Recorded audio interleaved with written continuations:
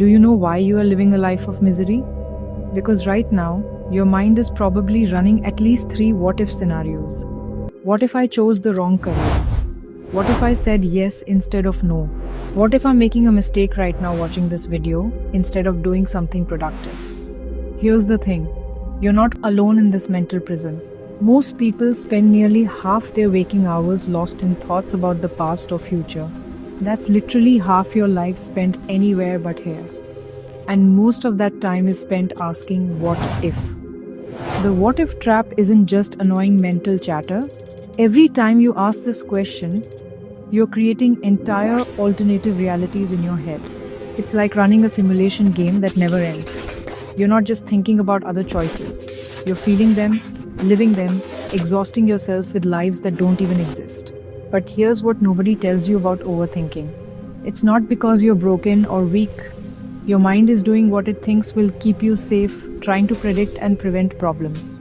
Except now, instead of actual dangers, you're analyzing whether you should have gone with oat milk instead of almond. Chapter 1. The Overthinking Spiral. Your mind on what if is basically like having 73 browser tabs open. And yes, 17 of them are somehow playing audio. You know that spinning wheel when your computer freezes? That's your brain right now. When you start down the what if path, everything in your head lights up at once. Part of you is time traveling to the past, another part is jumping to the future. And meanwhile, you're trying to manage it all while living in the present. It's like trying to watch 3 movies at the same time while also cooking dinner. Here's the kicker. The more you practice what if thinking, the better you get at it. You're literally training yourself to be miserable. Every time you replay that scenario, you're making it easier to do it again tomorrow. The really wild part, after enough repetition, these imagined scenarios start feeling like real memories. That job you never took, your mind has lived that life so many times, it feels real. You're haunted by ghosts of futures that never existed. Chapter 2. The Magic Number 7. Here's a truth that will change how you make decisions forever. Your brain can only handle about 7 options before it completely shuts down. Ever notice how a restaurant with a huge menu leaves you paralyzed, but a simple menu feels easy? That's not coincidence. When you have too many choices, your brain literally cannot process them all. It just starts making stuff up. Think about this. When grocery stores offered 24 types of jam for tasting, almost nobody bought anything. When they cut it down to 6, sales went up by 10 times. More options didn't make people happier. They made people stuck. This is why successful people often wear the same thing every day. Why they eat the same breakfast. Why they automate small decisions. They're not boring. They're saving their mental energy for stuff that actually matters. So, here's your first escape tool. When facing any decision, force yourself to narrow it down to 7 options or less. Can't choose between 15 restaurants? There are 2 types of people in this world. Those who need the absolute best option and those who just need something good enough. And plot twist, the good enough people are way happier. The perfectionist will spend 3 hours researching which $12 pizza cutter to buy, reading reviews, comparing blade angles, analyzing handle ergonomics. They get the best one on paper. But here's the truth. They're less happy with their choice and they spend weeks wondering if they should have gotten a different one. Meanwhile, the good enough person, they grab a pizza cutter that looks decent and move on with their life. They're actually using it while the perfectionist is still reading reviews. The perfectionist checks 4 coffee shops online before ordering. The good enough person just walks into the nearest decent place and enjoys their morning. Guess who actually tastes their coffee?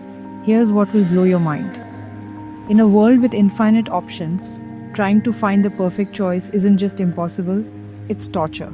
The perfect choice doesn't exist. Good enough really is good enough. Chapter 4. The Worry Highway.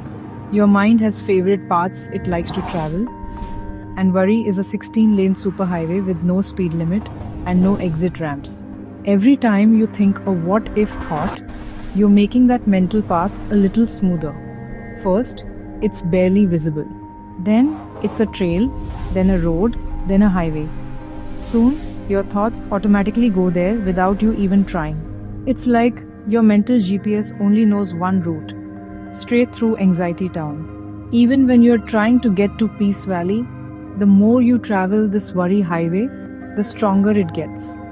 You've basically trained your mind to be a professional overthinker. You got a PhD in imaginary disasters, but here's the good news.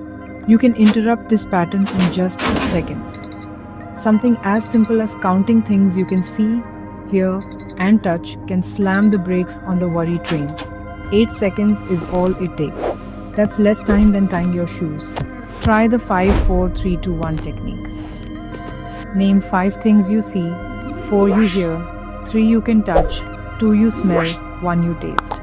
You've just forced your mind off the worry highway and back into reality. Your brain can't worry and pay attention to your senses at the same time. Chapter 5. The Power of Right Now. What if I told you that the cure for what if is what is? Right now, in this exact moment, how many of your what if scenarios are actually happening? 0. They're all movies playing in your head while you miss the real show happening in your actual life. The present moment is kryptonite to what if thinking. Worry needs time travel, bouncing to the past or jumping to the future. But right here, right now, there's only what's actually happening. Try this with me. Take a breath, feel your feet on the ground, notice the weight of your body in your chair. Listen to my voice without analyzing it. Congratulations. You just escaped the what if trap, even if only for a moment. This isn't some mystical meditation thing. When you focus on what's actually happening right now, the part of you that creates what if scenarios literally can't function. It's like trying to be in 2 places at once. You can't be here and in your imagination. Simultaneously, want to level up your people skills?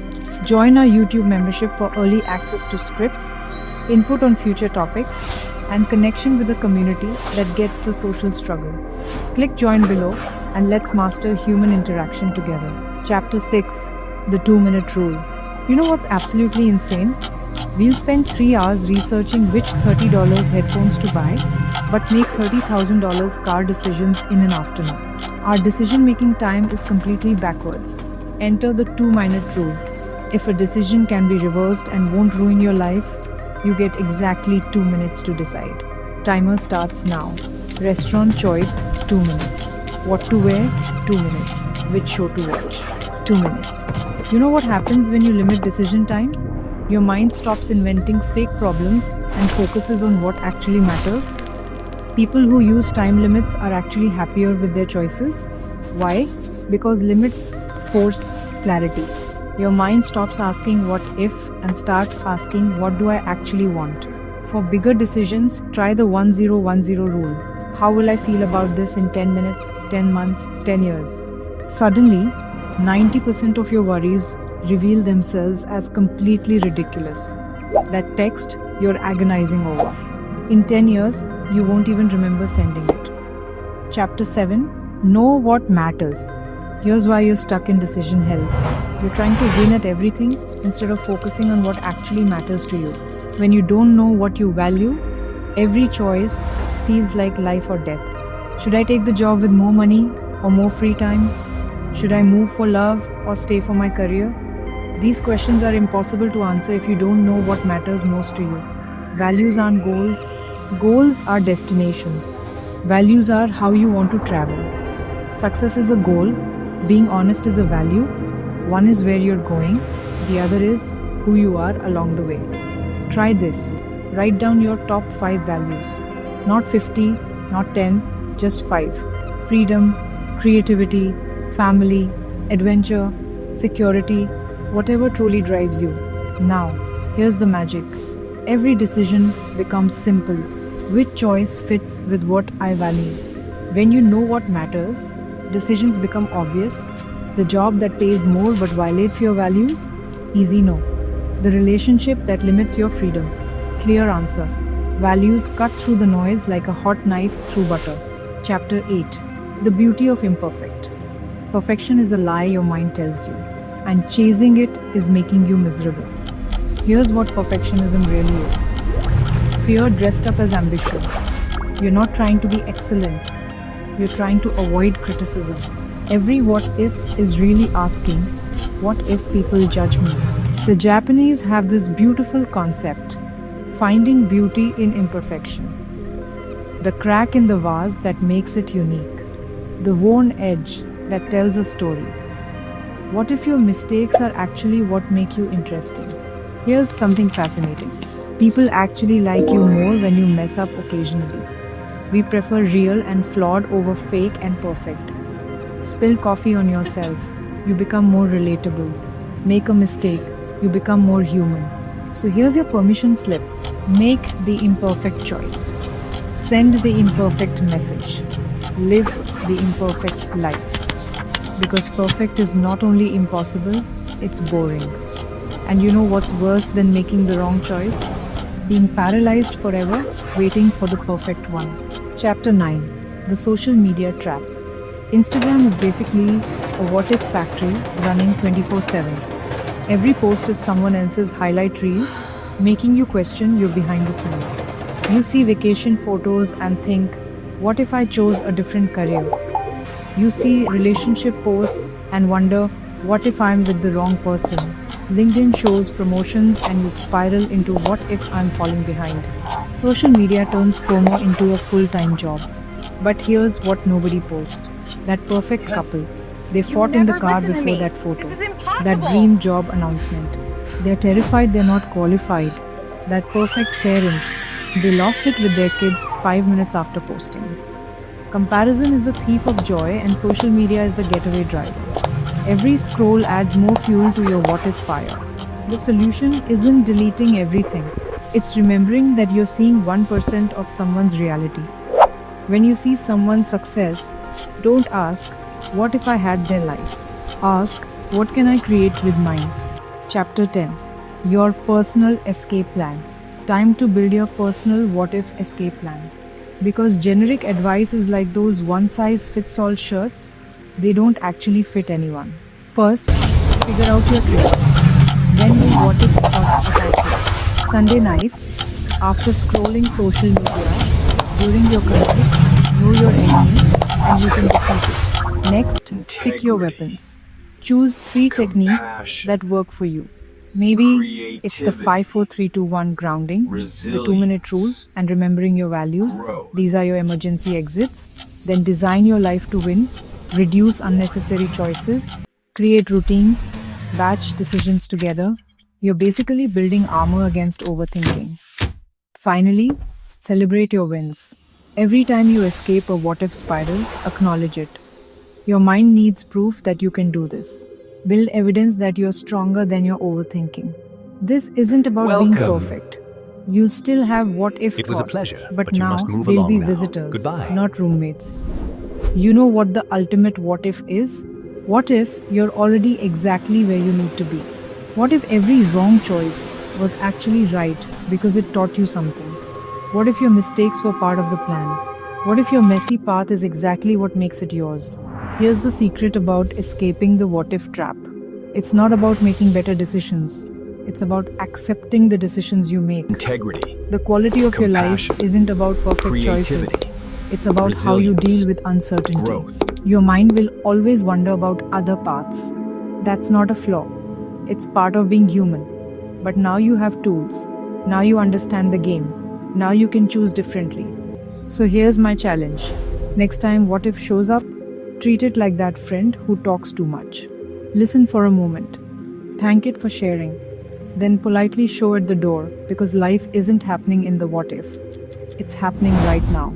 And what if the best decision you ever make is to stop trying to make perfect decisions? Your life isn't a problem to solve. It's an adventure to experience.